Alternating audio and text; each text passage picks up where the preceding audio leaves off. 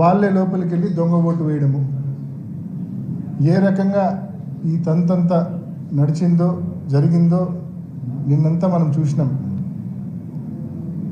మరి ఈరోజు నిన్న మిడ్ నైట్ అంటే అర్లీ అవర్స్లో ఉదయం 2 గంటల పైచిలుకు సమయంలో రీపోలింగ్ పేరుతో ఒక ప్రొసీడింగ్ ఇష్యూ అయింది. ఆ రీపోలింగ్ కేవలం 2 బూతుల్లో మాత్రమే, అచ్చివిల్లి అండ్ కొత్తపల్లి, ఈ 2 బూతుల్లో మాత్రమే రీపోలింగ్ అని చెప్పి మేము ఎన్నికల కమిషన్ను చాలా స్పష్టంగా అడిగాం. 15 బూతుల్లో రీపోలింగ్ జరపాల్సిందే, కేంద్ర బలగాలతో మీరు మళ్ళీ రీపోలింగ్ ఈ బైపోల్ కండక్ట్ చేయాల్సిందే అని చెప్పి ఎన్నికల కమిషన్ అడిగినాం అండ్ కోర్టును కూడా ఆశ్రయిస్తూ ఉన్నాం. కేవలం కంటి తుడుపు చర్యగా దొంగోట్లు పడినాయి ఆ 2 చోట్ల అని చెప్పి రీపోల్ కండక్ట్ చేయడం అనేది ఎన్నికల కమిషను కోర్టుకు చెప్పడానికి ఒక కారణంగా చూపించేదానికే పెట్టినట్టు మాకు అనిపిస్తూ ఉంది. దీంట్లో ఎటువంటి శాంటిటీ లేదు. ఎందుకంటే ఇట్ ఈస్ క్రిస్టల్ క్లియర్, 15కు 15 బూతుల్లో 15కు 15 బూతుల్లో మొత్తం పడినవన్నీ కూడా దొంగ ఓట్లే. మా ఏజెంట్నే లోపలికి రానిలేదు. మందలు తెలుగుదేశం పార్టీ కార్యకర్తలు, అంత జిల్లా వ్యాప్తంగా ఉన్న కార్యకర్తలు అందరూ పులివెందుల మండలం మీద పడినారు. చిన్న మండలం 15 బూతుల మీద పడినారు. సో అన్ని బూతుల్లో ఈ మాదిరి దొంగోట్లు పడినప్పుడు నిన్న నలపరెడ్డిపల్లె ఎన్ని ఆధారాలతో సహా, ఎర్రిపల్లె ఎన్ని ఆధారాలతో సహా బయటకు వచ్చినాయి. ఎర్రిపల్లెలో ఈ కమలాపురంలో లేచింది, నలపరెడ్డిపల్లెలో జమ్మలమడుగులు లేచింది, ఆధారాలతో సహా బయటకు వచ్చినాయి. ఇంత క్రిస్టల్ క్లియర్గా ప్రూఫ్స్ ఉండగా మీరు కంటి తుడుపు చర్యగా కేవలం 2 బూతులతో పెడతా ఉన్నారంటే అసలు ఈ డ్రామా ఎందుకు మీరు చేస్తూ ఉన్నారనే ప్రశ్నలు కూడా తలెత్తుతూ ఉన్నాయి. బహుశా ఈ 2 బూతుల్లో దొంగోట్లు వేసేటప్పుడు ఆడవాళ్ళ పేరుతో కూడా మగవాళ్ళే దొంగోట్లు వేసేసి ఉంటారు.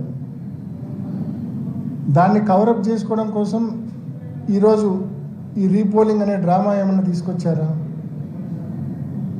లేకుంటే వైఎస్ఆర్సీపీ కోర్టును ఆశ్రయిస్తామని చెప్పింది, కోర్టును ఆశ్రయిస్తే మనం చెప్పుకోవడానికి ఏదో ఒక కారణం ఉండాలి కదా అని చెప్పి ఈ రీపోలింగ్ డ్రామాకు తెరదీశారా? సో ఏది ఏమైనా 15 బూతుల్లో కేంద్ర బలగాలతో రీపోలింగ్ జరపమని చెప్పి ఇప్పటికే మేము ఎన్నికల కమిషన్ అడిగాము, కోర్టును కూడా ఆశ్రయిస్తూ ఉన్నాం. మరి తప్పకుండా మా స్టాండ్ అదే. ఈ మాదిరి రీపోలింగ్ పేరుతో కేవలం 2 బూతుల్లో రీపోలింగ్ పేరుతో డ్రామాలకు మీ ట్రాప్లో మేము పడదలుచుకోలేదు. కాబట్టి ఈ ఎన్నికలు మీరు చెప్తున్న ఈ 2 బూతుల్లో రీపోలింగ్లో మేము పాల్గొనదలుచుకోలేదు. మేము బహిష్కరిస్తూ ఉన్నాం ఈ రీపోలింగ్ను.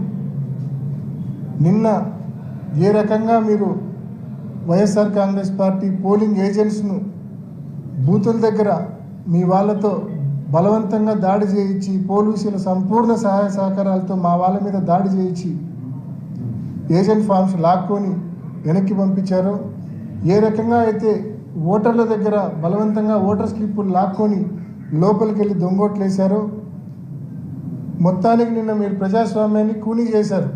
మొత్తం 15 బూతుల్లో కూనీ చేశారు. నేను నిన్న మీడియాకి అప్పీల్ చేసిన, మళ్ళా అప్పీల్ చేస్తున్నా, ఇవాళ మీరు ఊర్లలోకి పోయినా సేఫే. నిన్నంటే సేఫ్ కాదు మీరు ఊర్లోకి పోతే. ఎందుకంటే జిల్లా వ్యాప్తంగా బయట నియోజకవర్గాల వాళ్ళు పెద్ద ఎత్తున వేలాది మందిగా ఆ 15 బూతుల పరిధిలో ఉన్నారు. నిన్న మీరు పోతే మీ కెమెరాలు ఎరగొట్టే పరిస్థితి, మీ ఫోన్లు ఎరగొట్టే పరిస్థితి ఉన్నది వాస్తవం. మీరు నిన్న పోలేకపోయిన మాట వాస్తవం. నిన్న మండలంలోకి, పులివెందుల మండలంలోకి ఈరోజు వాళ్ళంతా ఏ ఊరికి వాళ్ళ ఊరికి వెళ్ళిపోయింటారు. ఈరోజు వాళ్ళు నిన్న రాత్రికే వాళ్ళందరూ వాళ్ళ ఊర్లోకి వెళ్ళిపోయింటారు. ఈరోజు పులివెందుల మండలంలో ఆ 15 బూతుల పరిధిలోని 6 పంచాయతీలకు వెళ్ళి దయచేసి రిక్వెస్ట్ చేస్తా ఉన్నా, ప్రజలను అడగండి మీ గ్రామంలో పోలింగ్ ఎలా జరిగింది, మీరు ఓటు వేశారా, ఒకవేళ ఓటు వేయకపోతే ఏ కారణం చేత ఓటు వేయలేదు అని చెప్పి ప్రజలను అడగండి. నేను చెప్పే కారణాలు కరెక్టా కాదా అనేది మీకు ప్రజలు ఇచ్చే రిప్లైలోనే తెలుస్తుంది.